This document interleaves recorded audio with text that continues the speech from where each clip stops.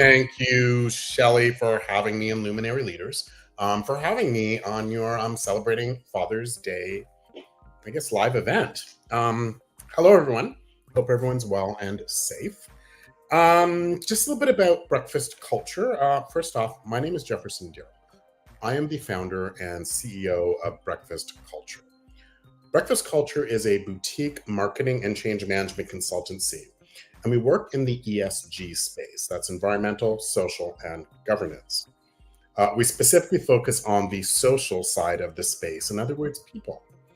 Um, at the end of the day, what we do promise for our clients, our brand promise rather, is we inspire empathy in business. And to keep with this theme of celebrating fathers and Father's Day, I wanted to talk about my father and how I learned a number of lessons about empathy from him. Um, Sadly, my father passed away prematurely a few years ago. So, unfortunately, he is not with us today.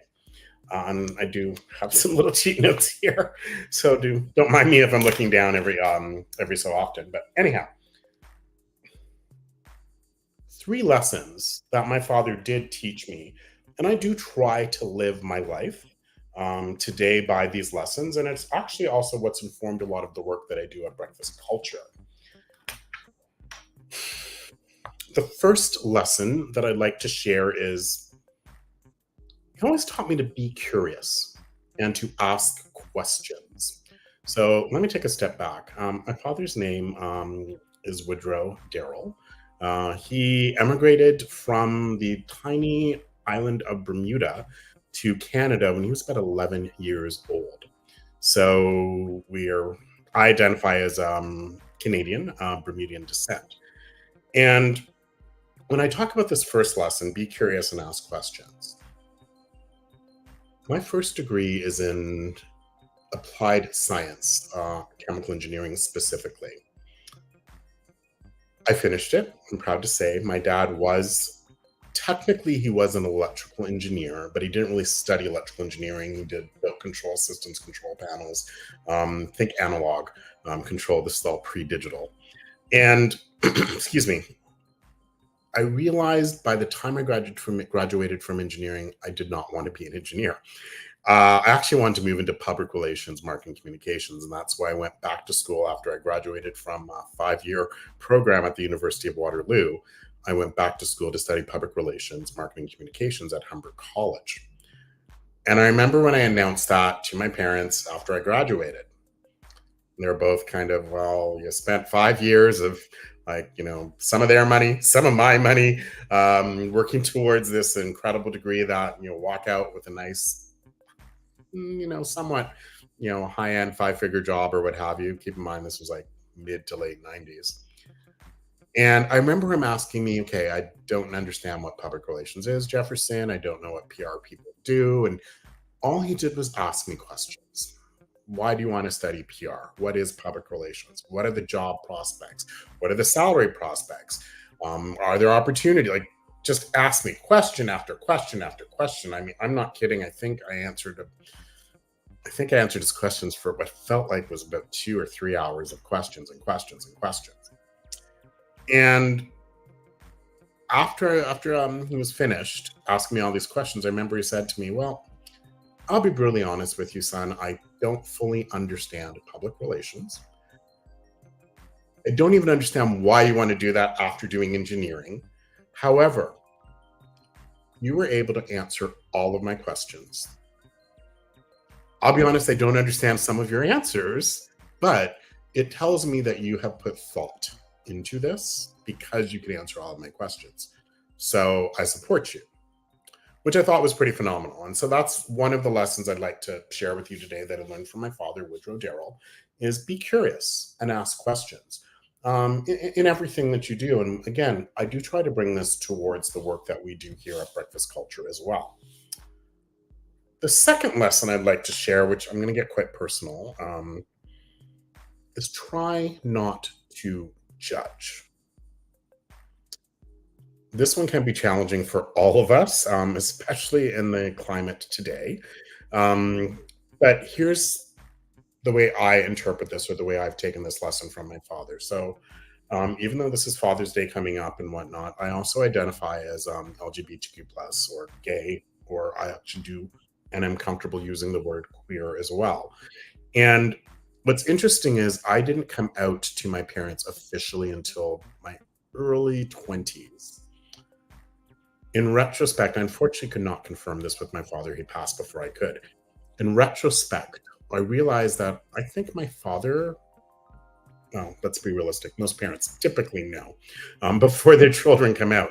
But I think my father knew that I was gay before I did. This is very personal, and I do apologize in advance because it's might be the story may be triggering for some folks. So I would have been like 13, 14 years old, typical teenage boy. And I remember hearing a very off color and frankly homophobic joke from some of my friends. Not going to get into the joke, not important. But the joke had was discussing around how two men, frankly, will have sex. And I fixated on that part. And I was trying to understand, is that how two men have sex? And I remember when I think about this, like apparently I had a set of cojones on me as a little kid or as a 13 or 14-year-old, because I realized I went to my dad, told him this off color joke, you know, and, of course he laughed a little bit. I laughed too. I mean, it was a joke. It was inappropriate, but still. And I think about this now in retrospect, Caribbean father, all of that stuff. And I realized today, I don't know if I would have done the same thing today, but I told him the joke.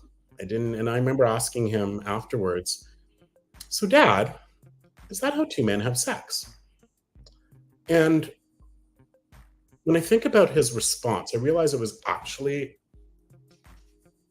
a very positive and I'd almost say perfect response. So let's think about this. This would have been what? The 80s, maybe? Um, well before, no, this would have been a bit after Stonewall in 19, what was that, 1969, I want to say. Anyways, it would have been after Stonewall, I think. Um, but now when I think about that, and I realize asking men, I'm sorry, I'm all over the place. Let me just get to my point. When I told him the joke, and he said to me, his response was, well, son, when you think about the plumbing, how else are two men going to have sex? And I walked away satisfied. There was no follow up question from him. Why are you asking me this? There was no, like, are you gay? What's going on? Like, there was no judgment.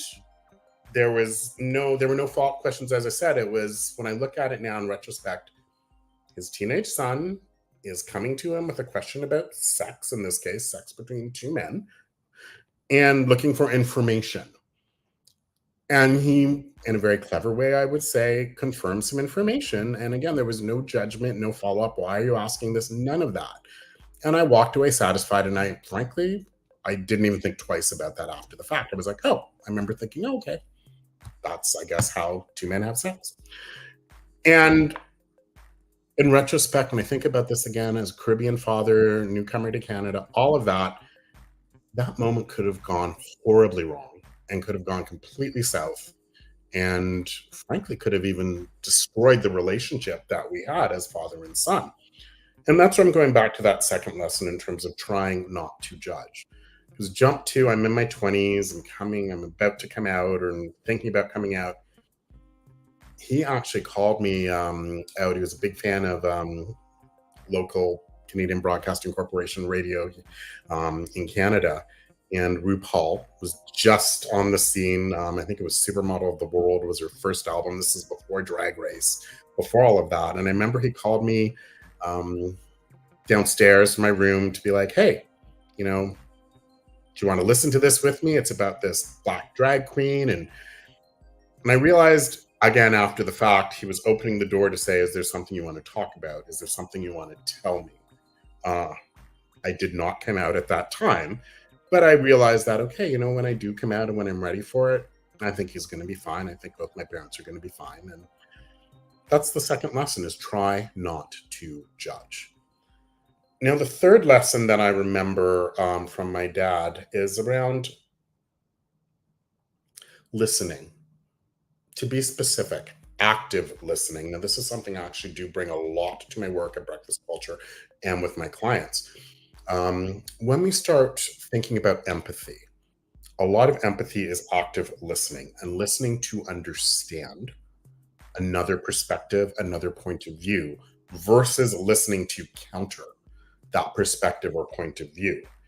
And I think again about my father in terms of he was a very interesting human.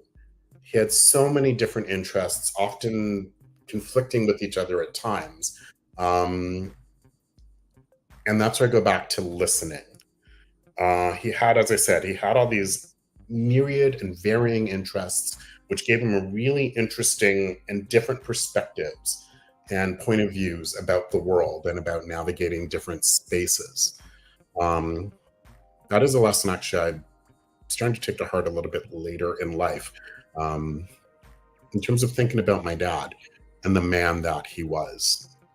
So those are the three lessons I just wanted to share with you in terms of my memories of my own father, Woodrow Darrell. One, be curious and ask questions. Number two, try not to judge.